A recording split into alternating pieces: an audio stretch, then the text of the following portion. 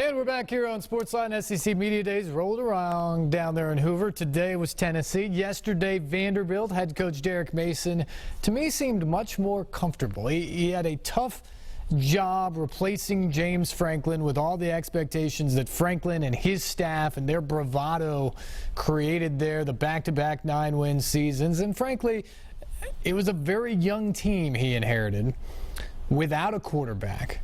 Mason made some definite mistakes in that first year as he was trying to figure out his way as a first-time head coach, but perhaps not all of the problems were specifically made by him. Some of it was the situation. A year ago at this time, there was a lot of change. You're switching out coordinator positions. You're still trying to find a quarterback. This year, though, it seems like he's settled. He's in year 3. It's his program now. He understands it. This team was much better last year. He was in charge of the defense. He felt comfortable there, and they made great strides. And now he has a quarterback, or at least he thinks he does, in Kyle Shermer. Signs pointing up for the Commodores in 2016? Perhaps. And here's Derek Mason at SEC Media Days. Ladies and gentlemen, we are joined by Vanderbilt head coach Derek Mason. Coach Mason, if you don't mind, just kind of start off with some brief opening statements, and we'll take questions from there. I'll keep it brief. I'm glad to definitely be representing Vanderbilt University, Commodore football. Excited. It's that time of year.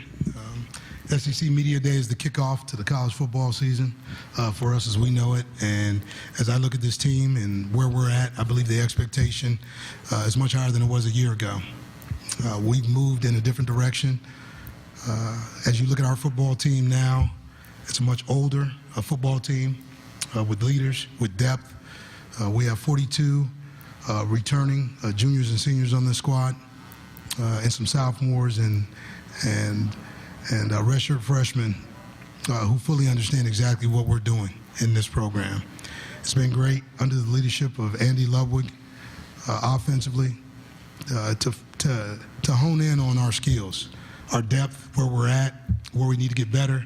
But Andy gets a full complement of players coming back, and the strength of Webb is obviously evident. But I think the greater part of who we are and what we're doing now looks more like the collective group than what it is.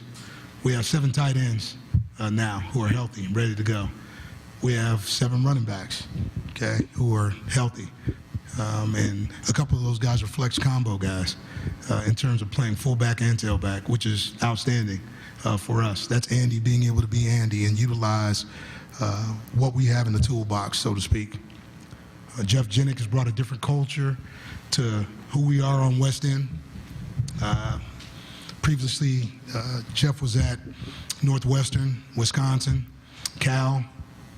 Jeff is a seasoned vet. He's been a head coach, but going against him at Cal and him developing guys like Deshaun Jackson in the return game and others, and coaching running backs at Cal and some of the guys that he had that have had a chance to go on, coaching running backs at Wisconsin, that's important. So whether you're talking special teams, offense, I believe, man, culturally, we are much better, in a much better place, and we have a chance to really show our mettle.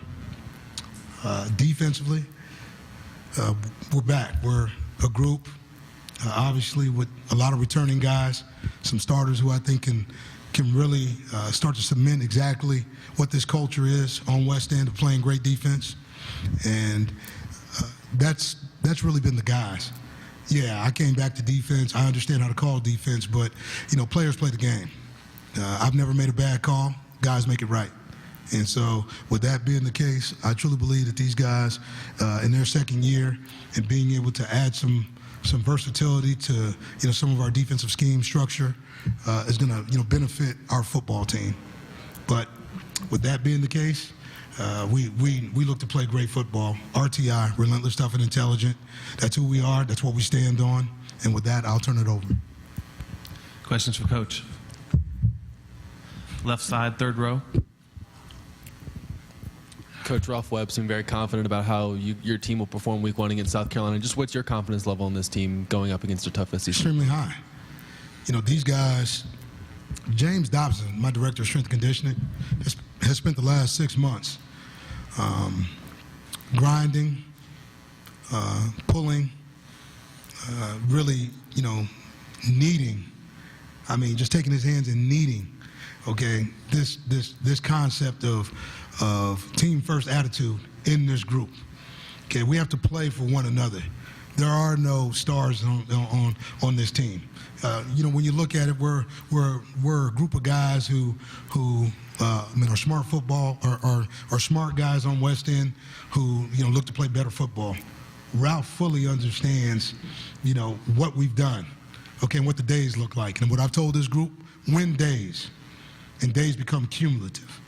If we can win days, Monday, Tuesday, Wednesday, Thursday, Friday, it leads to us having an opportunity to win Saturdays. Okay, we've competed, but we haven't won enough. Okay, winning is at the foremost of what we want to do on West End. So with that, let's move from the idea of we're smart kids on West End. We're good football players, and we need to prove that. We need to be that day in and day out. That's the expectation. That's what you'll see.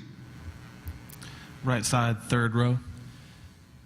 Derek, I wanted to ask you about Josh Smith. Can he be the missing piece of that linebacker core? He got a ton of experience, but can he kind of fill out that pass rushing role? And is that group now resembling those units you had in your last couple years at Stanford? When I talk about Josh, extremely excited about his growth and what he did. A year ago, he thought he was ready to play in the SEC, like all freshmen. They all think they're ready. You put them out there and they see the speed of the game, and it's like Neo in the Matrix. They're taking punches from Mr. Anderson and trying to figure it all out. I think what he gathered by the time it was all said and done was that he could play. The speed of the game slowed down, okay? And what I've seen in the offseason is his true abilities. He's reshaped his body, less body fat. Okay, he's mentally, okay, focused about his job. He's mad because he's not the starting guy, okay, and that's just depth and iron sharpening iron.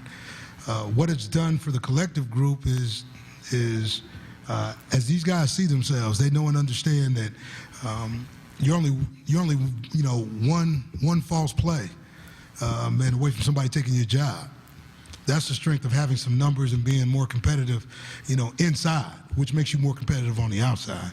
So I'm fully ecstatic, where these guys have come from.